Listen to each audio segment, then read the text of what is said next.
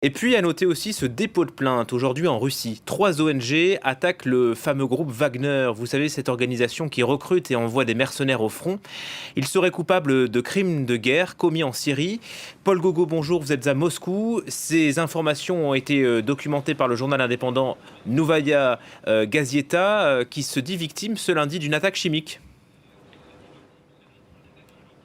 Oui, exactement. On n'a pas eu plus d'informations depuis cette annonce il y a quelques heures, mais on sait que cette rédaction de la Novaya Gazeta, réputée pour ses enquêtes très critiques du pouvoir, a fait l'objet d'une attaque ce matin. Les autorités étaient, il y a quelques heures, devant les locaux pour essayer de déterminer ce dont il avait pu s'agir. D'après le rédacteur en chef de ce journal, il aurait pu s'agir d'un gaz caustique qui irrite la peau, parce que le journal a déjà connu ce genre d'attaque. Et il faut bien comprendre donc que cette attaque intervient quelques heures après ce dépôt d'une plainte par 3 ONG, mais 3 ONG accompagnées d'un homme, un homme syrien qui est tout simplement le frère de cet homme dont le destin avait été raconté il y a un an par la Novaya Gazeta, un destin sur lequel la Novaya Gazeta n'a cessé d'enquêter.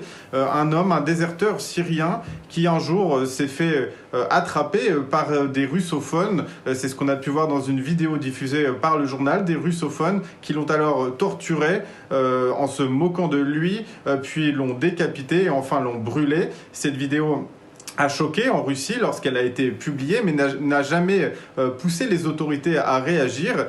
C'est pour cela que ce matin, ces ONG ont décidé, avec cet homme syrien, le frère de cette victime, de porter plainte, non contre les autorités russes, bien sûr, mais contre Wagner, une organisation, il faut le rappeler, qui n'existe pas officiellement en Russie, qui n'est pas reconnue, ou en tout cas dont les liens avec les autorités russes ne sont pas reconnus. C'est donc une première parce qu'on va parler du rôle de la Russie en Syrie. On va parler de justice dans tout ce qui a pu être fait en Syrie, par la Russie.